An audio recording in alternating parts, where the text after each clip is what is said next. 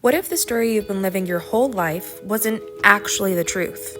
What if it was just a set of old beliefs created years ago that are still running the show today?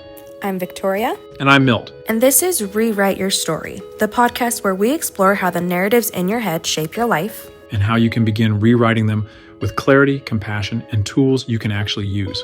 Let's dive in.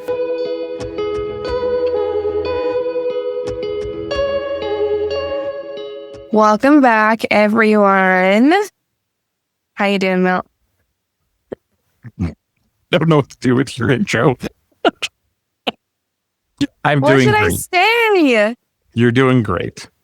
You're doing great, sweetie.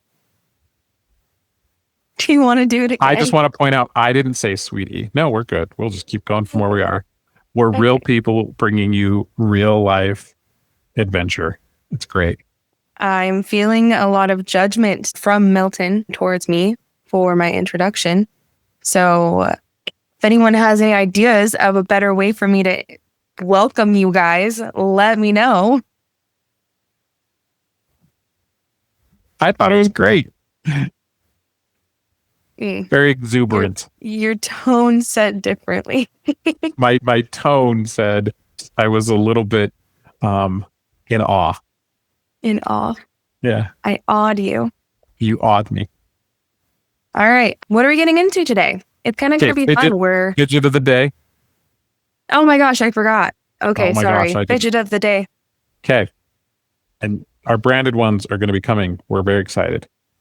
Okay, so this is the little magnetic balls, and they're really great because you can do a lot of things with them. You can ball them up. You've got texture. You can spread them out. You can build things with them. I've seen people do some really incredible sculpturing with them. I can't sculpture. I get caught up in like how long I can make the snake, and that's kind of where I get the most fascinated. But I have to remind myself that I'm supposed to stay focused on the lesson, not just so I don't use these as much because they distract me. Yeah, this is one of the ones that you were talking about. It does more than just one thing. Mm-hmm. So it's very cool and I love it. But if I just use it for the magnet purpose and the fact that they all sit together, which is nice because if I drop it, it's not all going to break apart. And I've had lots of fidgets be dropped and break apart. So we'll see how it goes today with me trying not to play with it for other than being focused. I'm going to be so honest. When you first pulled it up, I thought it was like a metal scrubber. It does look like that. Like it has that kind of texture and stuff, which is kind of cool. Yeah. But, it's not going to rip up your hands. Yeah. Solid. So, and you can get much bigger ones. One day I'm going to get the Chinese like ball that you're supposed to use together. Then like when you're using them well, they don't make a sound. But if they hit, they ding. All right. Oh, yes. No, I do know. Yeah. My grandma is a STEM woman and loves all of that stuff. So she has a ton of those where you like throw them up and they go, ding, whatever. Yeah. Very cool. I think you should bring the fidget next time. Everyone should know what you're fidgeting with. Why? I don't have fidgets. Okay, well, you have an assignment. Next week, you get to bring the fidget. I can show a rock. That can be a thing. I'll show you guys. I love it. Crystals. There you go. I'll describe And how they can be fidgets too. See, multi-use things. Yes. Worry All right. rocks are a thing that people, Absolutely. yeah, it's a thing. Yeah. Absolutely. Okay. We were talking about little kids last time. Yep. We talked about little kid last time. I asked you the question of how, when we're in this learning pillar and like using this, how we balance being curious with also being neutral. Kind of reflecting on it and where I'm at in this moment right now, I feel like they go hand in hand. Like I feel like they are the same because with curiosity, you have to be in a sense of neutrality because there's not judgment, right? There's not labeling things. There's not the judgment. There's not all of those things. Predetermined outcome. Because this happened, it's automatically going to lead to this. Yeah. But that being said, you mentioned how curiosity is kind of its own skill. I mean, we got into it a little bit, but yeah, that's where we ended last time. So let me throw back to kids a little bit. So here's what I love about watching kids learn. First off, everyone should be volunteering at preschools and kindergartens. One, because, the poor teachers need it because kindergartners and preschoolers are just a handful. So if you can, go volunteer. But if you can volunteer so that you can observe kids learning, then man alive, it's such a cool thing. Kids only have the filters they've been given. They don't necessarily, they can form their own ideas and own identity and stuff, but it's not exactly part of where their brain is developing yet. Everything they're doing, it's more of a reflection of what they're being taught. That's why we send all these positive vibes towards kids, or we say that piece of scribbled art is so great. Not because it's a masterpiece, because we are happy that they put in some effort to something. Now, if you get the kid that knows they're doing a mess and then gives it to you and has that cheesy grin on their face because they know that you have to praise them, sure, I'm fine with oh yeah, that's good. You can just say that. You don't need to oh my God, this is so wonderful. As opposed to the kid who you can see that they're their tongue is out and they're really trying to do it. And there's all that energy they're putting into it because they're trying to make something. Mm-hmm. And most of the time they're trying to make something so that they get told good job. Yeah. So the problem is that where kids kind of get stuck is that they're in this pleasing state, and that can get in the way of curiosity too. Yeah, definitely. So if we really just are enjoying watching kids learn, and we're watching that they don't know the wrong answer.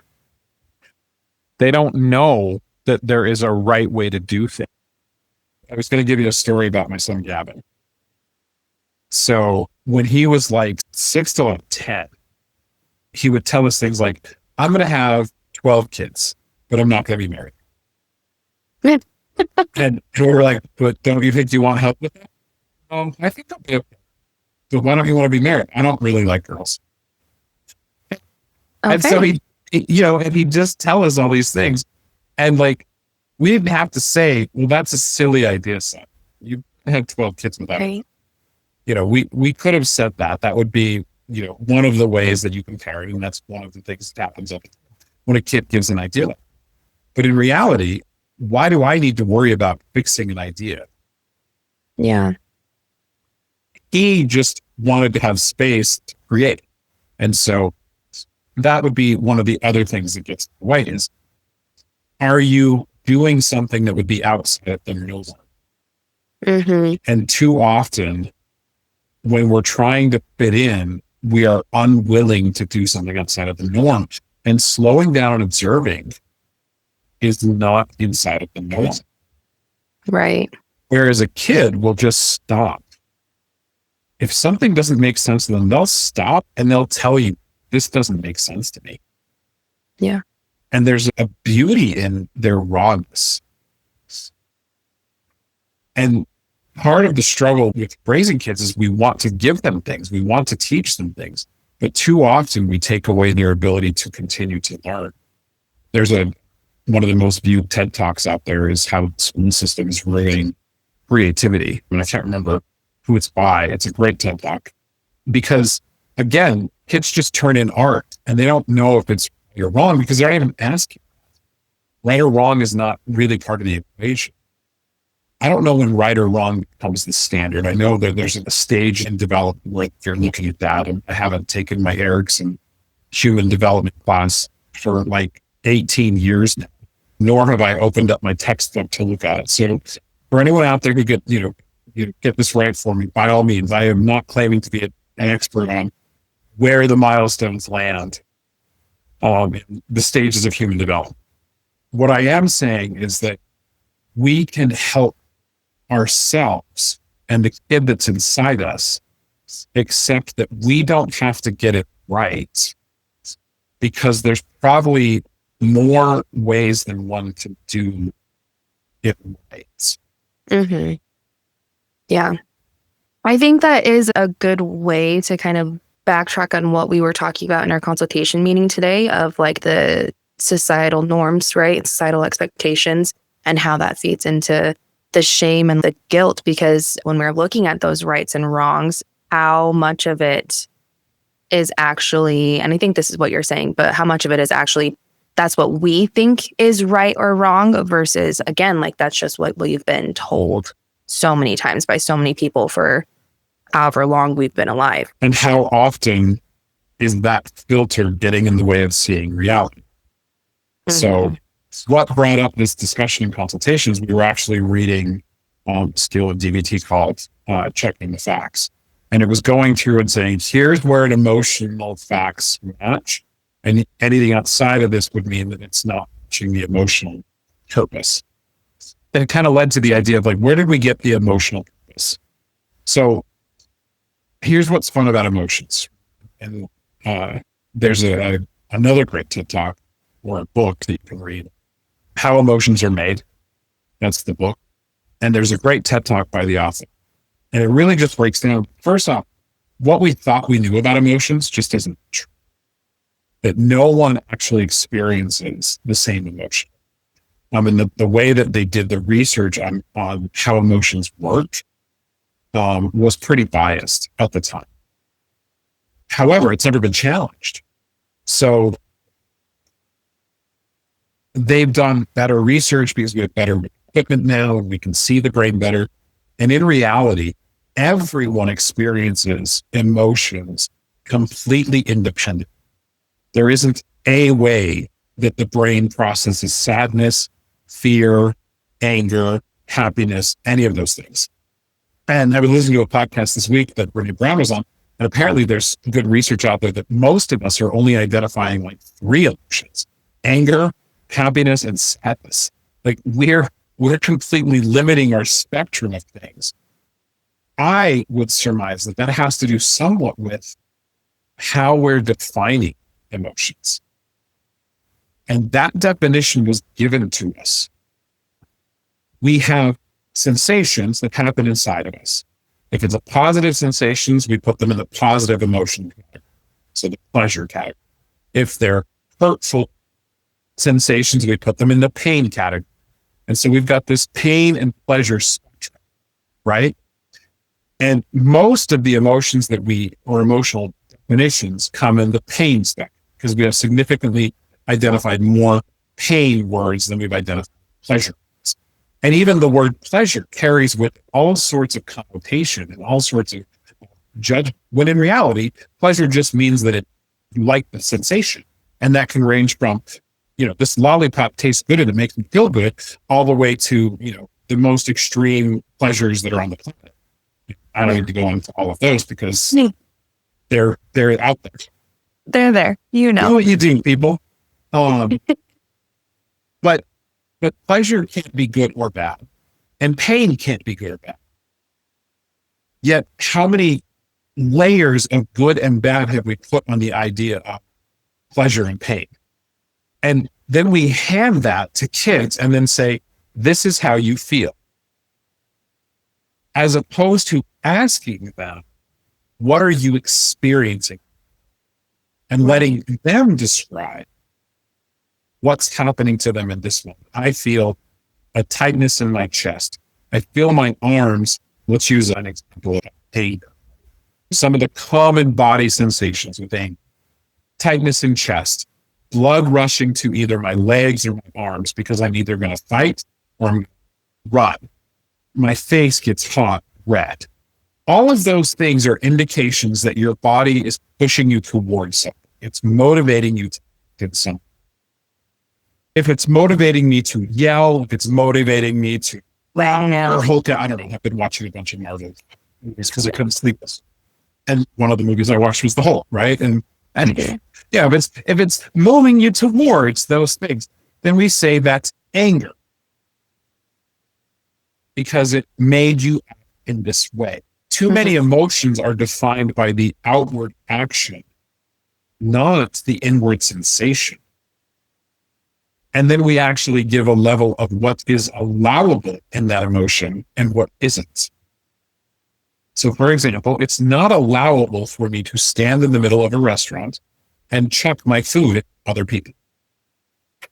That would be an angry response that we find not okay. Right. It is okay for me to be upset and roll my eyes or things like that. Not because people approve of it, because the consequence for doing something like that are quite a bit lesser.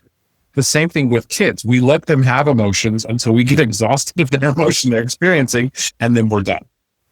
Because we have limits on our emotions. But we are not spending any time observing what's going on.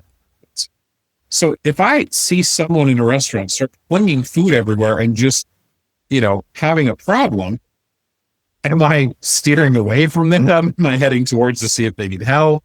Same way at a grocery store, and the poor parents who are having the kid meltdown, and it's interesting how much wider that bubble gets around there when that happens, because we're also screaming out how comfortable we are with emotions. And those are filters that are interpreting what we figure is bad, good on emotional spectrum. And the question is, why are we not allowing those to be just states of moments that have a function that they're trying to push us towards? Sometimes that action is not effective. Again, if I sulk out in a restaurant and start throwing my food at people, and people get upset with me and I get angry and physical back, then there are consequences that come with it. Mm-hmm. However, if I just have an emotion, and then I'm told by people, well, you're still angry about that? I'm told that the way I'm processing the emotion is wrong. And we're constantly looking for that feedback of, am I doing it like you? And so one of the biggest hurdles in learning is, are you able to be in your moment with what you need, not what everyone else is telling you is okay? That's hard. No, I think it's so hard, because being able to, again, detangle and differentiate what is actually us and what is my perspective? What is my thought on this? What is my feelings towards this? What do I want out of this situation? How does this fit into my goals and my values and all of that? Like, it's so hard. And it's reminding me of, that's just going to be apparently my quote for everything that we talk about, is it's so hard, because it is, but it's reminding me of the long-term values that's in DBT, like that skill of really, I always hit on, when I go over that, I always hit on really figure out, like, what are your values? What are actually your values versus what are the values that you have taken from your loved ones, your friends, your bosses, like the people around you that you interact with and you have those transactions with. What are their things that they're telling you is best versus like what actually matters to you? And it takes a lot of time, because I think there is a lot of intertwine between the two, and something that somebody told you might end up becoming something that is important to you genuinely. But that's where working with the parts and actually communicating with them, right? And figuring out, is this again something that feels right for us, right? Or like pleasurable or whatever? Or is it something that we have just been told over and over again that this is how it's supposed to be? And again, like getting into that guilt and shame, because then if, so example that came up in my mind when we had this conversation in our consultation meeting about the difference between guilt and shame is like, I like to think of myself as a pretty modern woman, a pretty modern individual. When I say modern gal, without getting... Modern gal, we can go with that. Yeah. Modern gal.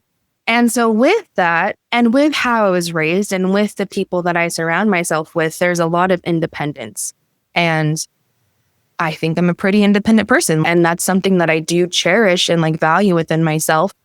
And at the same time, there is a part of me that wants to take on the role of quote unquote, like stereotypical women roles, right? Or like gender roles for a woman. Yep. And it's so interesting because when I think about that, there is so much guilt that I feel for even having that desire because of, again, like the things that because you've got a social value that taught you this thing.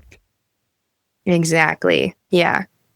that's like my mind kind of went with this. And I keep losing my train of thought. So hopefully that just made sense.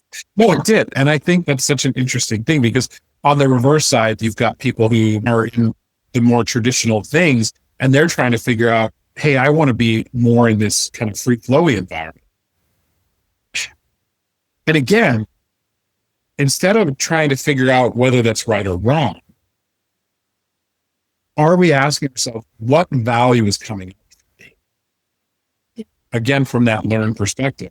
So whatever we want to call the traditional woman roles or anything, mother, or wife, any of those kind of terms, common terms that come with gender roles in the female spectrum.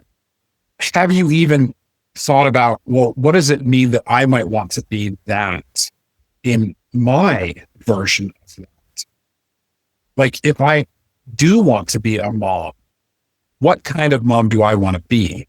And if I want to be a mom, why is that wrong, right, or anything? Why is it just not, oh, that's interesting. I've got this part of me that's maternal. And that maternal part may be saying, you might enjoy being a mom. Yeah. I would say that I've got a part of me that doesn't necessarily always assign myself with the male role, because I'm not good at fixing things.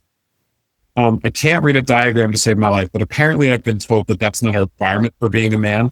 When I build furniture, I have to build it and rebuild it about 4 times, because I build it and then I build it wrong. And then I have to undo it and I build it the same way wrong. I do not have mechanical intelligence, which is funny because my dad was the family mechanic. I'm sure some of this was because I didn't want to be a mechanic. I did not find any passion or joy in mechanical things. Like, even now, I get frustrated because I can't make things make shapes, but I'm okay with just scrunching it up, and I get joy out of this. But where I get joy out of is recognizing patterns and working with people to see their patterns. And that could be a masculine thing too, but it's not a typical masculine, right? Because the typical masculine roles are what they are. And so I've questioned whether I'm even a real man or not. And in fact, my wife and I have completely swapped gender stereotypes in our relationships. And Victoria can speak to this. She's much more of the stoic, emotions just roll off her back. She has like emotions in the moment that are big. And then everything else is just like calm as calm can be. And I have to talk to everything. I have to, and in fact, I was late to our podcast today because I was having to talk through everything. In that time frame, like, you question whether you are being who everyone else tells you to be, because anytime you think you're not inside the group, you're feeling something, because we're so biologically wired to be connected that we'll sacrifice what we observe, what makes sense to us, to be a part of the group. Yeah. And the problem is, I guess the opportunity is, how can you be the most complete version of you and be in the group? How do you build that bridge? And that's where the learning really comes in, of like, let's identify the things that are causing me to be stuck. What definitions am I using? How am I labeling me good enough, bad enough? Where is it that I'm putting myself in a position to not be? And what story am I still playing out that isn't mine? Right. Or what play am I playing out that I was given as a kid and I refuse to challenge? Who am I and where am I going? And how do I use being me while also being a version of who I am? And that's where I get to say, I feel love this way, even though it's not the same as what everyone else is describing. My favorite love story ever, and this was set at a funeral. And this is my wife and I's goal, is to have this kind of love. So my Uncle Jack passed away, and my Aunt Joanne, his wife, had passed away. I can't remember which one, but I think we were at my Uncle Jack's funeral, and they died pretty close together. So this is my grandpa's brother. And he was a great guy in my life. I loved my Uncle Jack. He was wonderful. And if my extended family members see this and I'm screwing it up and it was Aunt Joanne's funeral, I'm so sorry. Either way, their daughter is getting up in the church to talk about their parents. And as my Aunt Joanne got older, she kind of got more immobile. So she was in a wheelchair and she couldn't bend over and get her socks. And so my Uncle Jack, they put her socks on every day. And one day she bends down and she says, Jack, this is our sex life now. And Oh my gosh. and the clergyman, the head of the congregation that was there, he saw his jaw drop. It was awesome. And I loved that. I loved the idea that their love was defined in the way that worked for them. And my wife and I are not a touchy-feely or, I dream, like I have this story because, Disney is everywhere in our life. So we have the Disney codification of what we think romance and love is. And I came into the relationship. But we just recently, our first extended trip with just us. And, because we're empty nesters now. And we had 10 days of just making jokes with each other and just laughing. And we still have this dumb joke that we'll make up every time because we overheard a conversation in New York that we thought was the funniest thing. And that's what I want to relate. And like when we wake up in the morning, we do this stupid hand wrestle that we do every morning. That's our version of intimacy, connection, love. It's never going to be the mushy, we're going to make jokes and we're going to laugh and we're going to have a good time. And that is our emotional love. And there's nothing wrong with it. And there's nothing wrong if you need all of the gushy, mushy, my husband or my wife or my significant other is the greatest, or my community that I'm in. If, you're in a communal relationship, I don't care what relationships you're in, whatever you're in, that if you need a version of that, and that's what you need because your values speak to that, then great. But don't think that you're wrong because the way you're doing it isn't the way someone else was doing it. Yeah. Look at what you're doing and ask yourself, is this working for me? Look at how the other person is acting in your life. Look at how you're expressing emotions and ask the question, is it working for me?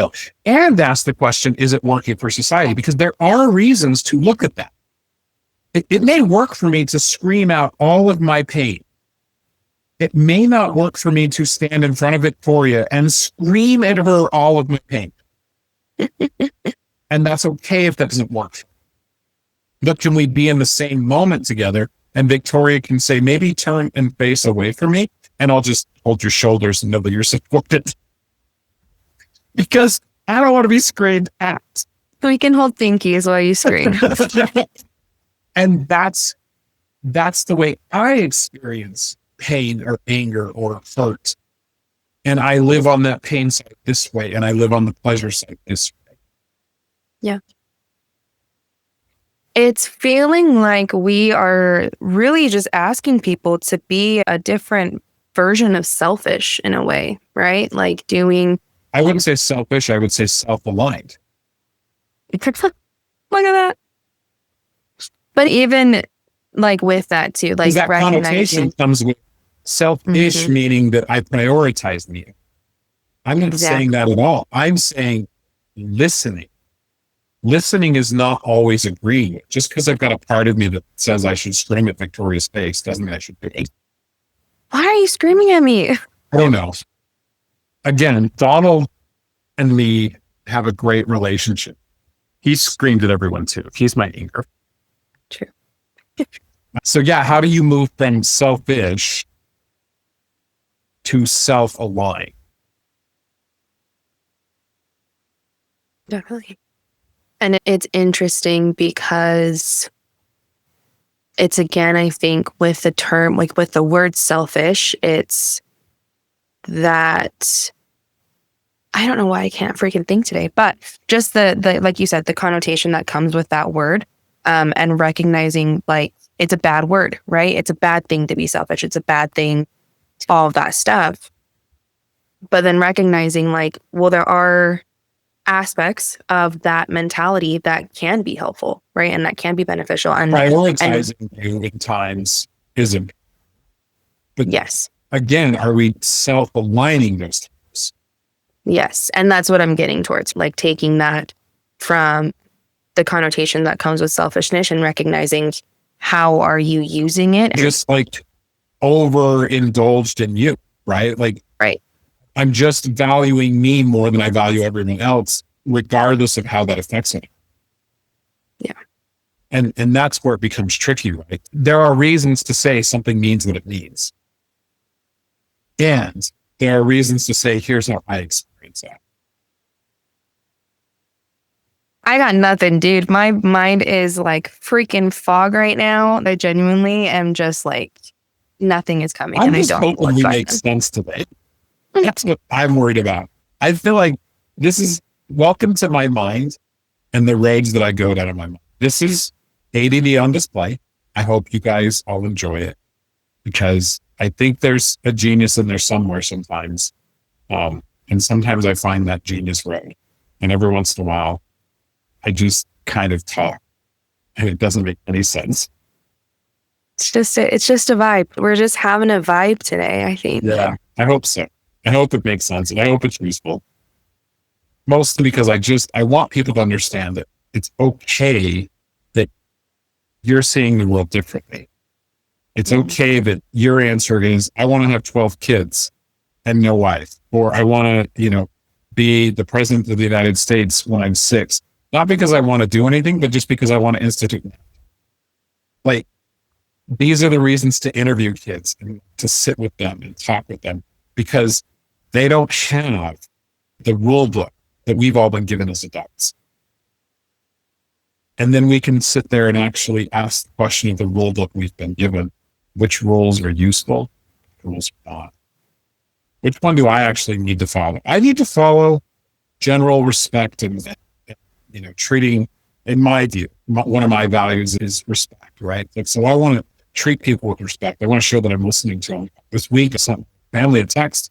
I realized that I don't always like listening to my family when they're just talking about general things because if I'm not teaching, I don't feel invested in the conversation. I didn't like that realization. But if I didn't allow that discomfort to come, if I didn't allow myself to feel, and a lot of the times I recognize my errors and clients are explaining their errors. Thank you, clients, for helping me recognize all the shortcomings that I get to work on. And I really didn't want to be that anymore. And so I'm trying to look at, okay, here's what I do. And I even saw it a couple of times. And it was interesting. My son had a couple of problems this week at school. His car got towed because he put the wrong number on his license plate. And it was really sad. And so it caused us to talk on the phone more than we had normally. And then he just started kind of giving me a report of his day. And I noticed as soon as we got past all the tasks, I kind of floated away. And I watched myself float away. And I watched the person just sitting there saying, I'm like, that guy's not connected at all. But I didn't necessarily connect with what was wrong with that, in my view. And then I was hearing a client explain this, and I'm like, oh, that's why I was feeling something. If I didn't honor the feeling, as opposed to put it in the right and wrong category, if I didn't honor the feeling, I wouldn't have gotten to an observation of like, oh, I need to work on it.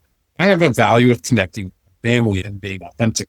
And it's so interesting. We connect really well when we're playing a game, because in a game, I can do something and then be in the moment. Again, fidget toys. There's nothing wrong with me needing those things to connect. And I can also continue developing the skill to connect better because I recognize when I get past tasks and I'm not in teaching mode, then I'm not as much of a communicator. And I do this with lots of, like, if I'm not talking about something that matters to me, I just check out of the conversation. And I'm hoping that people hear that and realize you probably do it too. And it's okay. And that's where we ask ourselves, well, I've been doing this my whole life.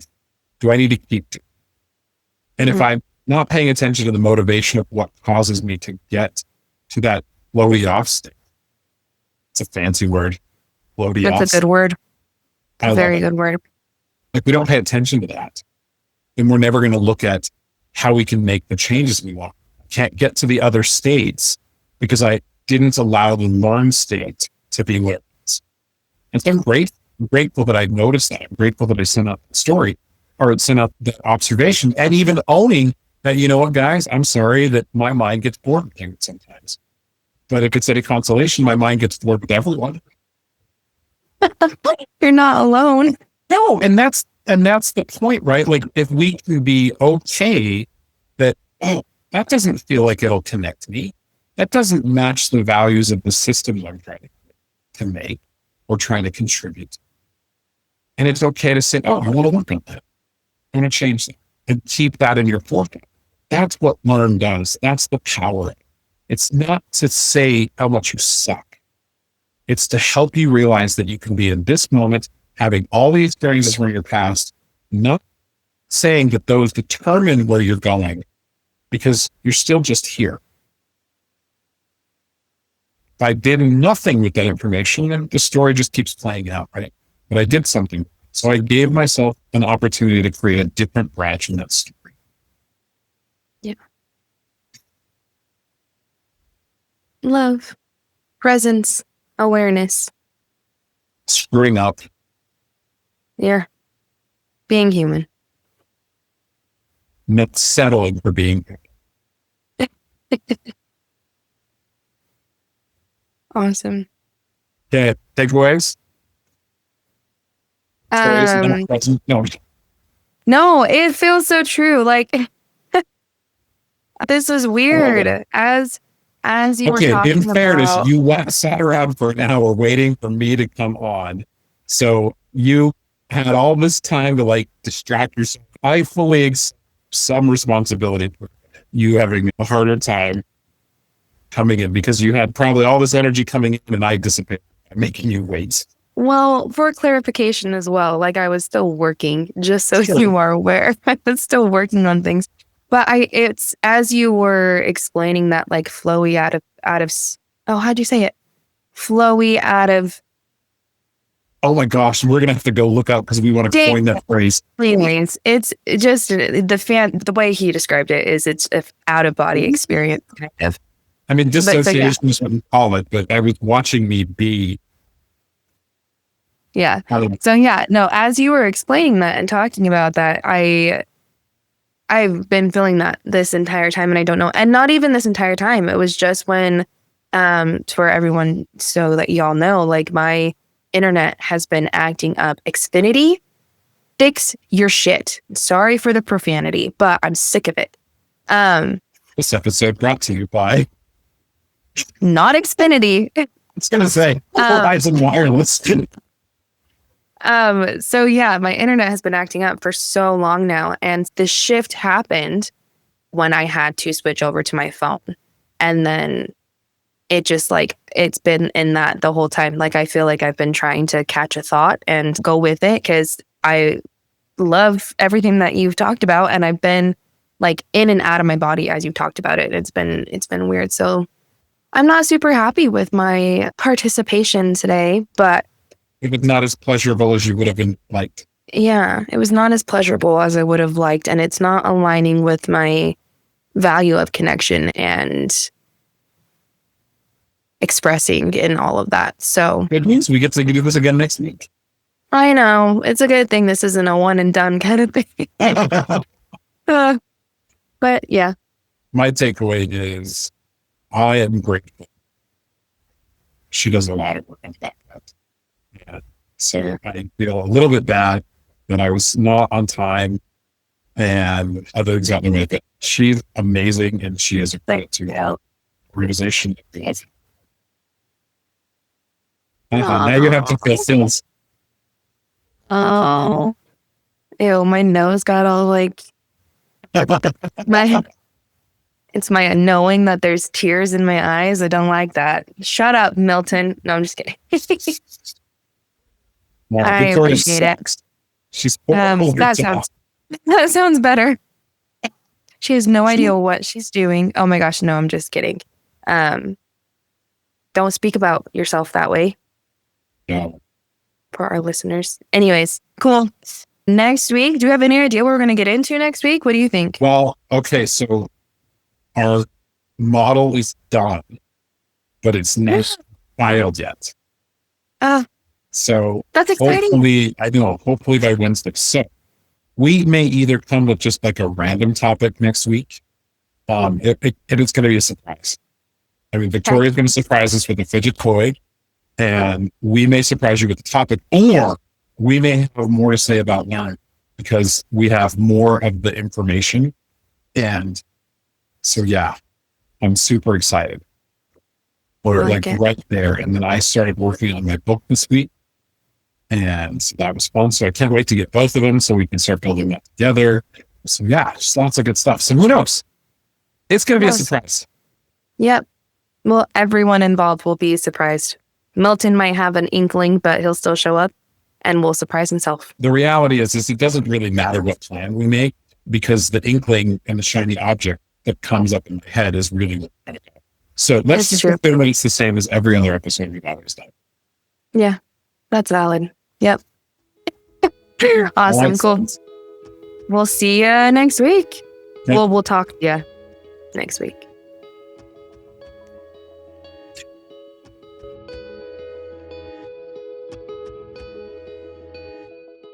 Thanks for joining us for today's episode of Rewrite Your Story. Take a moment to notice what story showed up for you today. Remember, you're not your story. You're the one holding the pen. And each moment is a chance to write a new chapter. Be sure to join us next time as we keep exploring the path towards self-alignment. We'll see you then.